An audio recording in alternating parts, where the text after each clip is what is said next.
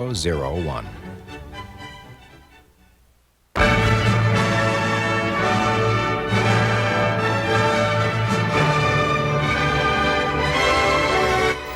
The Perot for President campaign has purchased blocks of time on network television over the weekend.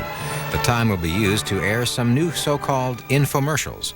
These packaged programs produced for the campaign will highlight Mr. Perot's views and his stand on the issues.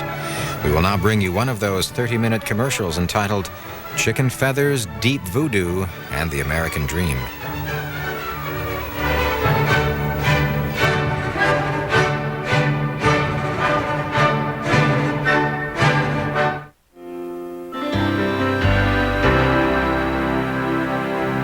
Every time Governor Clinton brought up anything in the debates about how you fix a problem that faces a nation, he told us how he fixed it in Arkansas.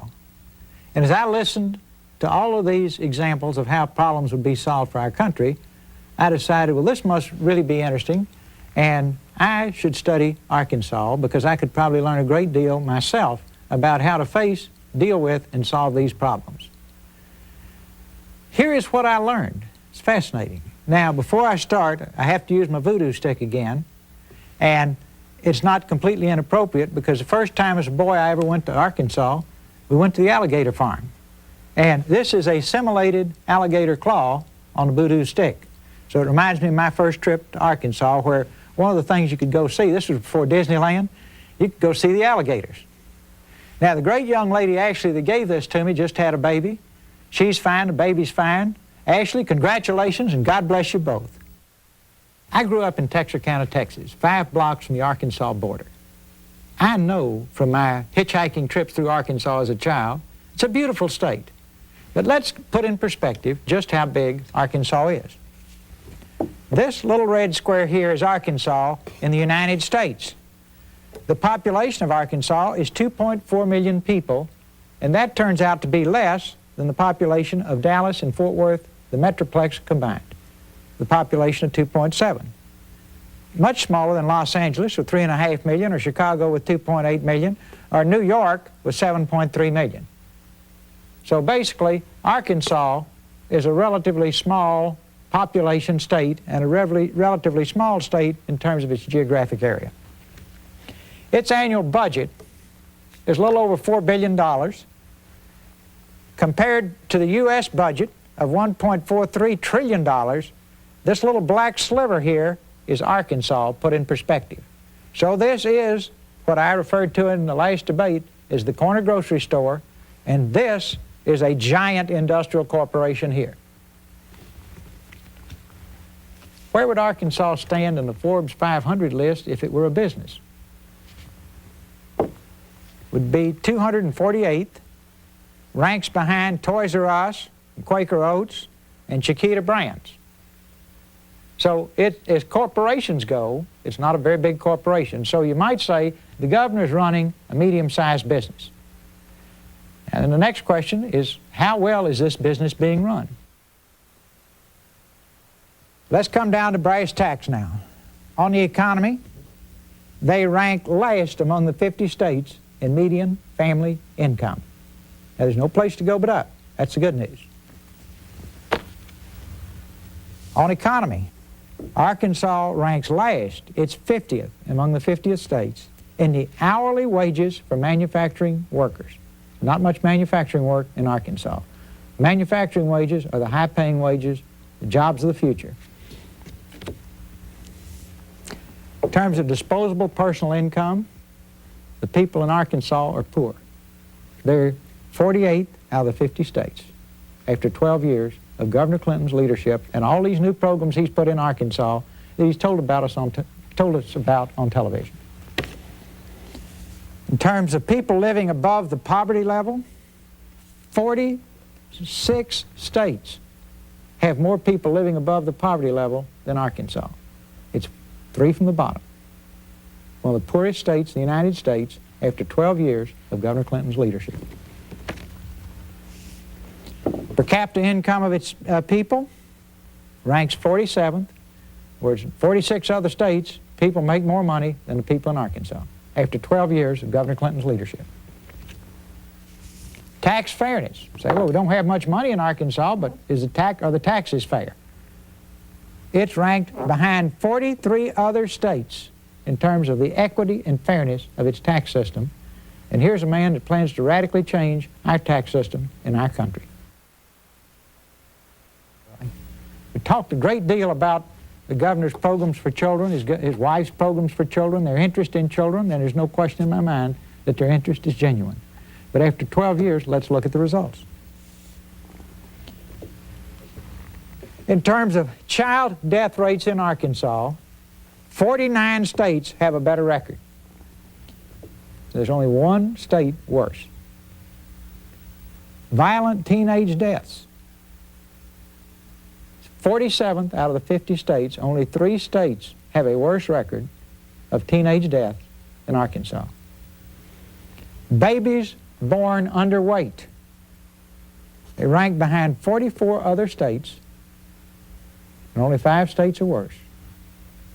Single teenage births. Again, they rank behind 44 other states, and only 5 states have a worse record. Well, what about two-parent families as opposed to single-parent families? They rank behind 40 other states. So anything you look at concerning children in Arkansas, in this little state, they rank at the bottom, or near the bottom, of our country. You say, Ross, this doesn't square with these big percentage increases that the governor talks about. It's pretty simple. If your net worth is a penny, and you get another penny, you have doubled your net worth.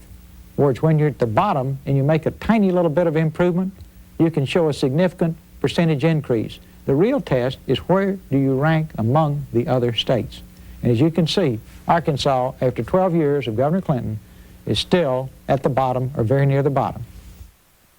They talk a lot about the environment. Gore's written a book on the environment. They're going to be very strong on the environment. Well, let's look at results after 12 years. Government action taken to protect the environment in Arkansas, last place among the 50 states. Overall environment quality, they rank 48th out of the 50 states. The percent of clean rivers and streams, you'd think in a rural state that would be very high, but they rank behind 40 other states. Per capita ozone depleting emissions, they rank behind 40 states. Talk is cheap, folks. Action is dear. Arkansas is at the bottom. Well, instead of writing books and talking, maybe for 12 years they should have gone to work on this rural state with a small population where you could just kind of literally grab the lever and fix it, and fix the environment if they intended to. Believe me, the mayor of New York City would love to be able to get his arms around the environmental problems in that city as simply as you could in the state of Arkansas. And all of these programs that were miracles in Arkansas that then get articulated 1, 2, 3, 4, 5, produce this for the people in Arkansas. What you need to ask yourself tonight is, if you put this kind of thinking to work in Washington across our great country with its huge population and its diverse population, what are the odds we would have an improvement, or would it be regressive? What are the odds that a person who's been unable to make more dramatic change than this in 12 years in a tiny rural state would be able to face and solve the problems of our great nation? It's your decision. You think about it. Well, they all talk about education. College education rates in Arkansas, bottom of the 50 states. High school graduation rates in Arkansas, behind 47 other states, only 2 states below Arkansas. High school graduates. Now, our future and our children's future depends on their education, and when you're 50th and 48th here, and that's the best you've been able to do in a little state where you can literally just sort of grab it by the ears and fix it, what chance would a person with this performance record have of facing and solving the problems of our great country? Per capita education spending, only 1 state spends less than Arkansas, and here you see the result down here. Teachers' pay, only 4 states spend less than Arkansas, and the results are shown here. I guess after I finished studying Arkansas, I was confused, and I couldn't understand how Arkansas could be the role model that we would use to reindustrialize America. And then I started studying the industries in Arkansas, and I'll sum it up right here. The governor talks about all these dramatic improvements in employment and jobs and what have you that he's created in Arkansas. Let's take a quick look at it. 1 out of 5 jobs in the last 12 years created in Arkansas has been created in the poultry business. Now, this is not an industry of tomorrow. This is honest work. It is hard work. The people that do it are world-class people. But if we decide to take this level of business creating capability nationwide, we'll all be plucking chickens for a living. And certainly this does not give us the job base that we want for ourselves and for our children. Now, what does a person in these chicken factories make? About $7 an hour. That's it. So I guess you could sum it up, you know, the chickens keep on clucking and the people keep on plucking after 12 years of Governor Clinton's leadership. Without questioning his commitment or his ability, you have to decide when you go to the polls, is this man qualified through background and experience to face and solve the incredibly complex problems that our nation must deal with? It's your choice. Here is where Arkansas is today. It's called the land of opportunity. I had it on all the license plates as I grew up, the land of opportunity. It can be the land of opportunity, but as you can see from these charts today, or tonight, Arkansas has not yet realized its potential and its opportunity. Now let's look at the real world. Our children's futures are not in the poultry industry. They're not in the worst education system in the 50 states, and on and on and on and on. The industries of the future are right here. Microelectronics, biotech, telecommunications, civilian aviation, computers, software, and robotics. Is there anything in the governor's background or experience to develop overall comprehensive plans to bring the industries of the future to our great country when the best he could do was expand the chicken business in Arkansas? Now, this is your decision, but I wanted you to have a few facts because I'm sure that you are exactly like I am. You listen to all these wonderful programs in Arkansas, you hear the 1, 2, 3, 4, 5 solution for our nation, you say, gee, this is terrific, let's go do it. But then if you go down and check what has been done in 12 years, what you find is a situation that will not solve our country's problems. Kind of like Will Rogers, about all I know is what I read in the newspapers. And here's some interesting comments from Governor Clinton's hometown newspaper. They say that Governor Clinton is leaving the state's Department of Human Services in disarray. He's leaving the medical payments slashed and its programs uncertain. They say that Governor Clinton had to be sued to do anything meaningful about the scandalous disregard of abused and neglected children in the state's care. They say that Governor Clinton's attitude toward releasing prisoners has been equally irresponsible and that constitutional reform has languished on Governor Clinton's watch. His own newspaper says Governor Clinton's environmental policies add up to little more than delay and neglect. They say that Governor Clinton may be running for president on a soak-the-rich appeal, but that his tax policies in Arkansas have been to hand out exemptions to large corporations and to soak the middle class. I guess I better get my voodoo stick out here again. They say that the state's tax structure is more regressive than ever after a decade of Clintonomics. They admit that Governor Clinton is a great campaigner. They say Bill Clinton has proved to be a very mediocre administrator of the state of Arkansas. They ask in his hometown newspaper, are there any steadfast principles besides winning the next election that Bill Clinton would never compromise to win popularity?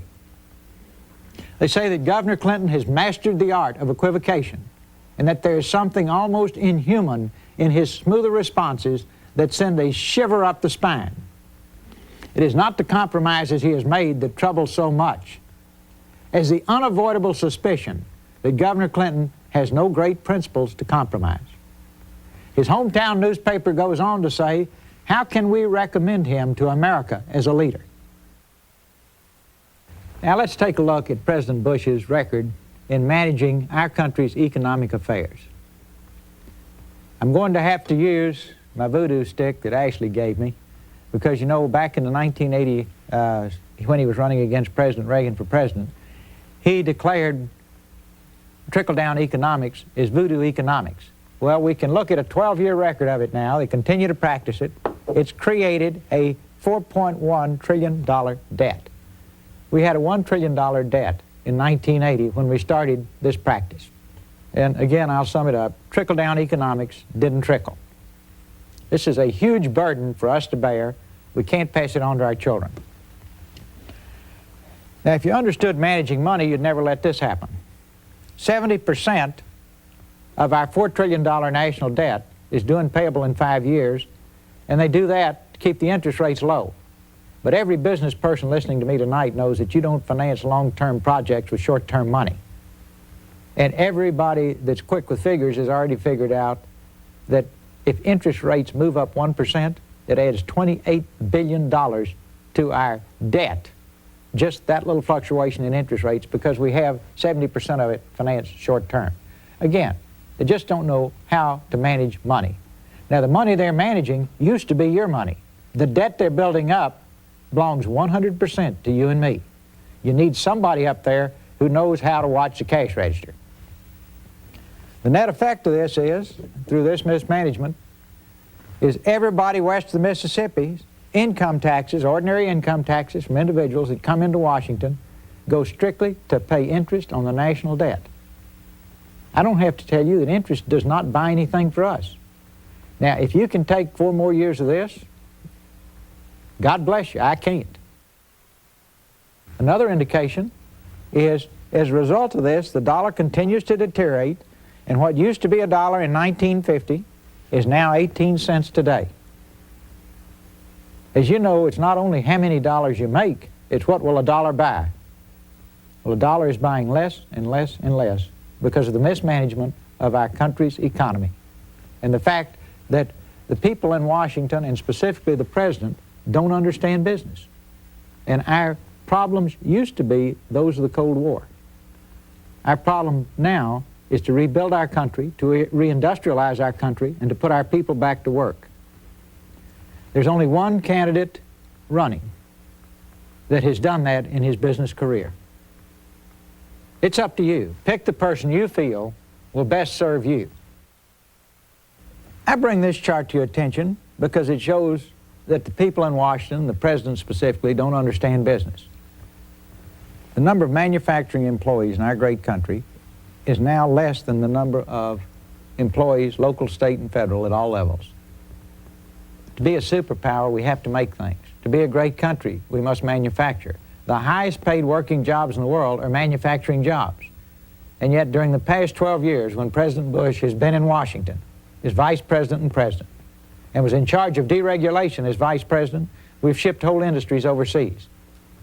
One of the reasons this happens is people leave the White House staff, become federal lobbyists, have access to the White House, and have enormous influence on trade negotiations.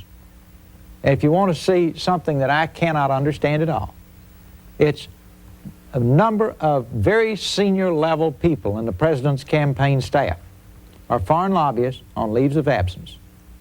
They're certainly not representing our interests. And I find it obscene that he tolerates it. I brought it up in the debate, and he weakly tried to defend it and then went on to another subject. But it's happening big time, and it's costing you jobs. Big time.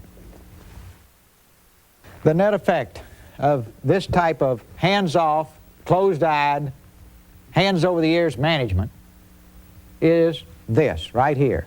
Our young people 18 to 24 years old in 1980, 18% of them made less than $12,000. Today, 40% make less than $12,000. Our country is going backward, not forward. The good jobs are no longer here. Women, 29% back in 1980 made less than $12,000. And here, 48% of the 18 to 24-year-old women in this country make less than $12,000. Now, can we afford 4 more years of non-leadership in terms of the most vital thing in the world to the American people, and that is the job they need to support their family. And believe me, we need your taxes from those jobs to pay our bills and run our government. And yet, his attitude is, if you don't touch it, it will fix itself.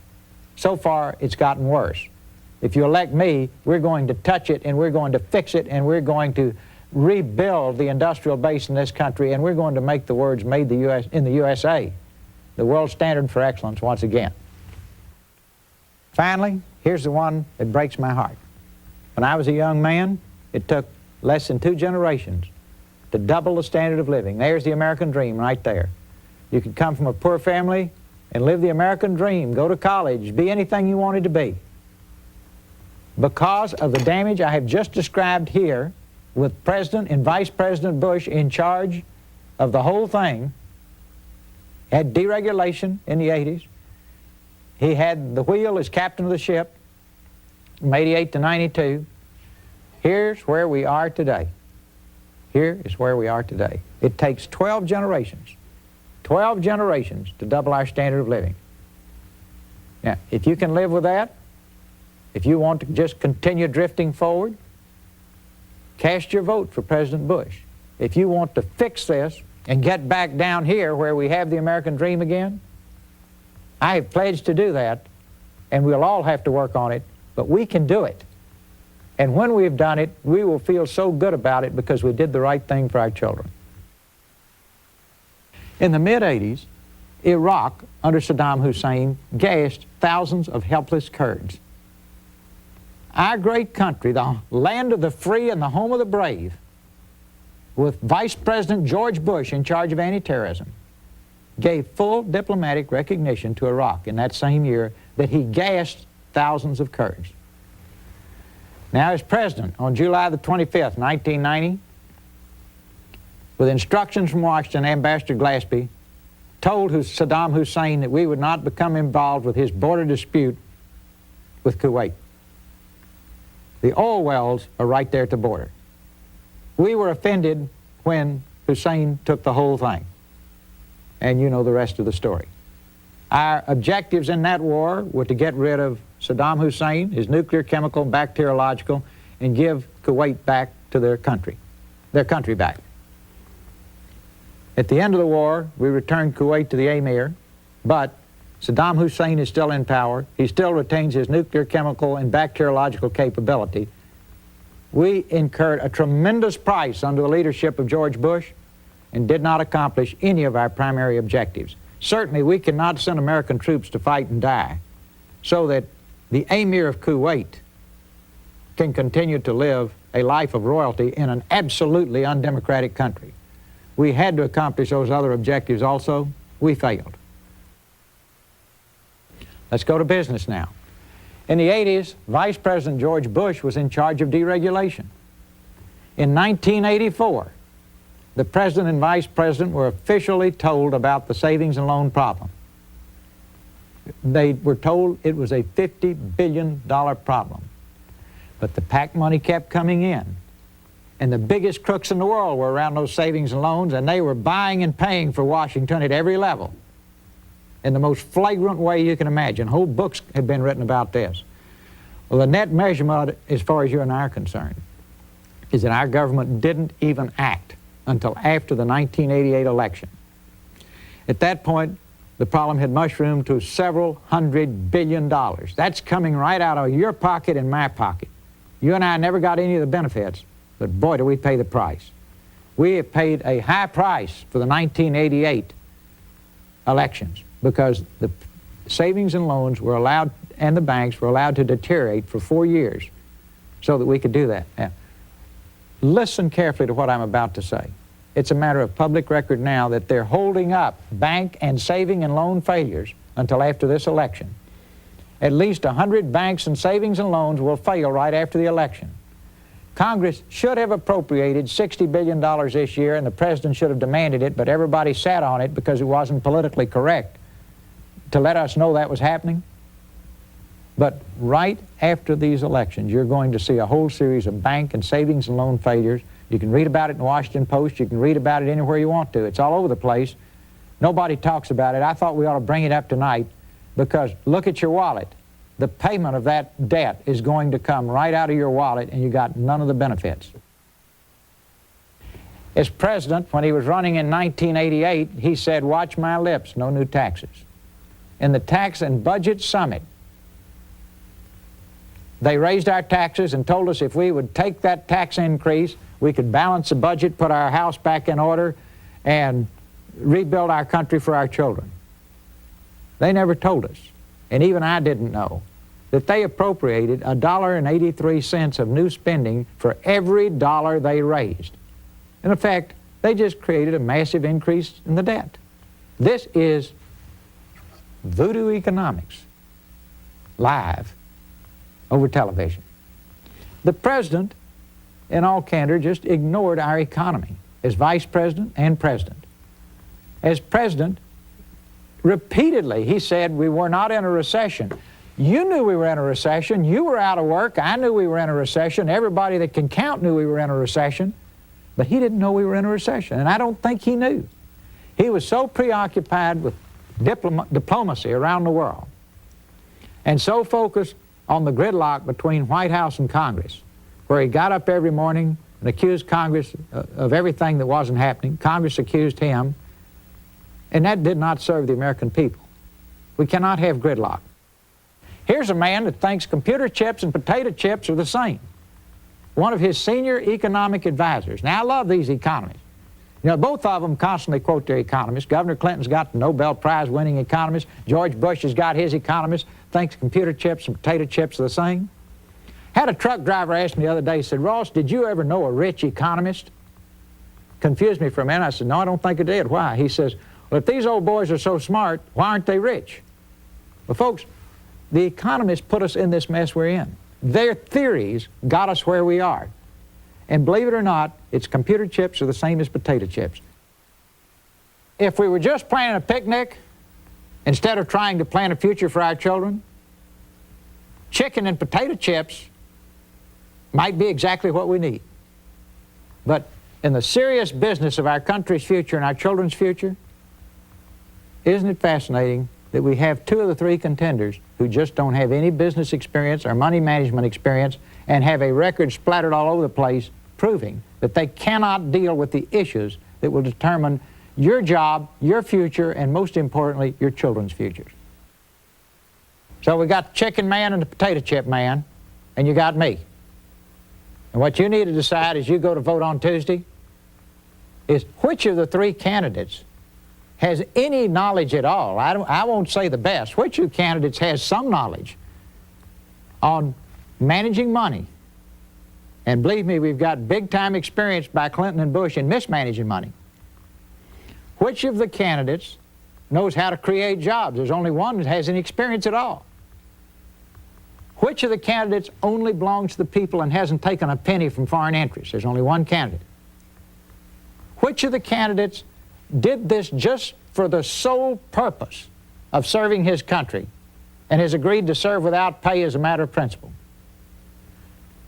Which of the candidates has said again and again and again that he will be the servant and you will be the boss? I haven't even heard that from the other two. Only one candidate understands who owns this country. You own this country. And finally, you look squarely at me and say, why is he doing this? Surely all of you know now there's just one reason. I'm doing it because I love the country, I love you, and I am deeply concerned about having all of our children and grandchildren live the American dream that you and I have experienced.